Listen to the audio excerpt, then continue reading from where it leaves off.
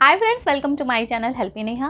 एक बच्चे के नॉर्मली दांत जो होते हैं वो अराउंड 6 मंथ से निकलना स्टार्ट हो जाते हैं, पर कुछ बच्चों के दांत देर से भी निकलते हैं क्योंकि हर बच्चा एक बच्चे से अलग ही होता है। सारे बच्चे जो होते हैं एक दूसरे से डिफरेंट होते हैं।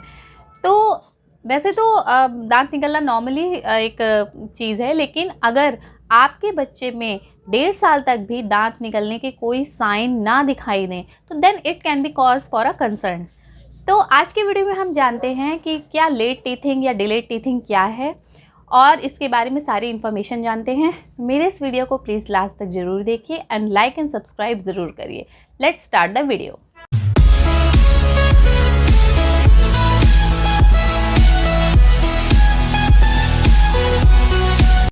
जब बच्चों के सबसे पहले के दांत निकलते हैं तो हम इन्हें दूध के दांत या टीथिंग कहते हैं। वैसे तो कुछ बच्चों में ये 1 साल तक भी निकलते हैं, जो कि नॉर्मल होता है। हो सकता है उसके पहले बर्थडे तक निकले तो ये नॉर्मल होता है। बट अगर 1.5 साल तक भी बच्चे में दांत निकलने के कोई साइन ना दिखाए दे तो इसे हम डिलेड टीथिंग कहते हैं या लेट टीथिंग भी कहते हैं। तो आइए अब जानते हैं कि क्या क्या रीजंस होते हैं लेट टीथिंग के, या क्यों ये डिलेड टीथिंग बच्चों में हो सकती है। वैसे तो कुछ बच्चों का जो ग्रोथ और डेवलपमेंट होता है वो लेट होता है, तो इसकी वजह से भी कुछ बच्चों में दांत देर से भी निकल सकते हैं। बट इनके अलावा और कौन कौन से रीज़न हैं तो आइए जानते हैं। सबसे पहला रीज़न है हेरिडिटी फैक्टर या आनुवांशिक कारक।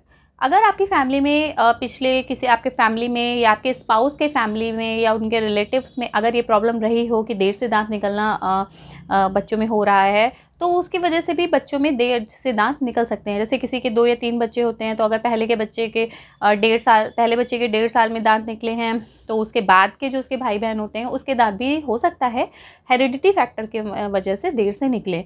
तो इसमें तो हम कुछ नहीं कर सकते क्योंकि ये हेरिडिटी फैक्टर होता है। तो इसके लिए आप अपने फैमिली बैकग्राउंड में चेक करिए और पूछिए कि अगर शायद ही किसी को प्रॉब्लम रही हो लेट टीथिंग की, तो हो सकता है आपके बच्चों में भी प्रॉब्लम हो सकती है।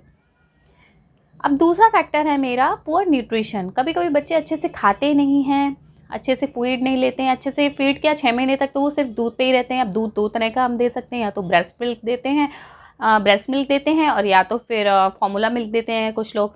तो ब्रेस्ट मिल्क में तो क्या होता है, कैल्शियम होता है जो कि ग्रोथ जो कि हड्डियों के लिए और दांतों के लिए की जो ग्रोथ के लिए बहुत ही ज़रूरी होता है। तो उससे भी कभी कभी कुछ माँओं को दूध प्रॉपर नहीं होता है, जिससे बच्चा भूखा रहता है, तो उसकी बॉडी में पूरा न्यूट्रिशन नहीं पहुंच पाता है। तो इस वजह से भी लेट टीथिंग हो सकती है।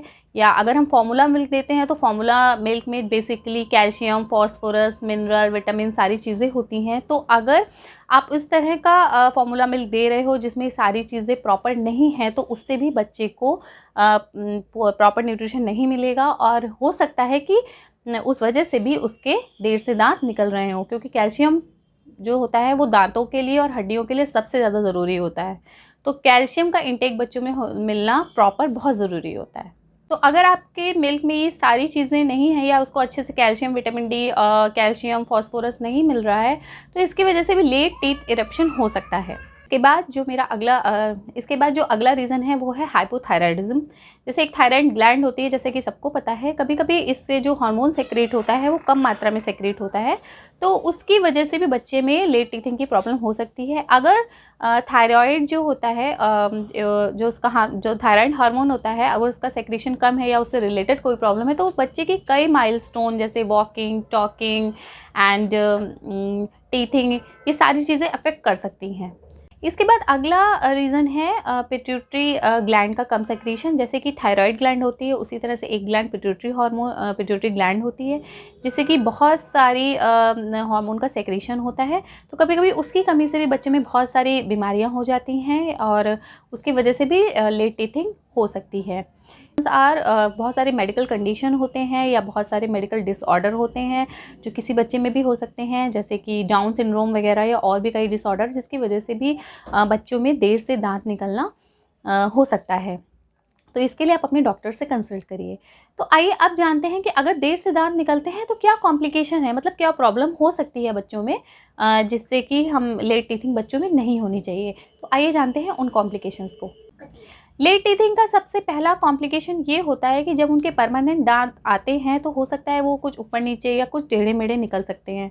तो एक कॉम्प्लिकेशन होता है बच्चों के जो टेढ़े दांत निकलते हैं, तो हो सकता है कि वो देर से निकल रहे हों, तो उसकी वजह से भी बच्चों के दांत जो परमानेंट टीथ होते हैं वो टेढ़े मेढ़े निकल सकते हैं। उसके बाद दूसरा कॉम्प्लिकेशन ये है कि बच्चों के जो दांतों का, बच्चों को क्या, सभी का जो दांतों का काम होता है वो सॉलिड को च्यू करना होता है, लेकिन जब दांत नहीं निकलते हैं तो बच्चा होता है उसको सॉलिड को चबाने में या उसको खाने में इनकेपेबिलिटी लगती है और उसको थोड़ी सी प्रॉब्लम लगती है। इसके बाद एक और कॉम्प्लिकेशन होता है कि कभी कभी जो डिलेड टीथ होते हैं या जो लेट टीथिंग होती है और उसके साथ परमानेंट दांत भी निकलने लगते हैं, जिसकी वजह से दांतों की 2 रोज दिखने लगती हैं, ऊपर नीचे मतलब ऐसा लगता है 2 तरह के 2 लेयर्स में दांत निकल रहे हैं।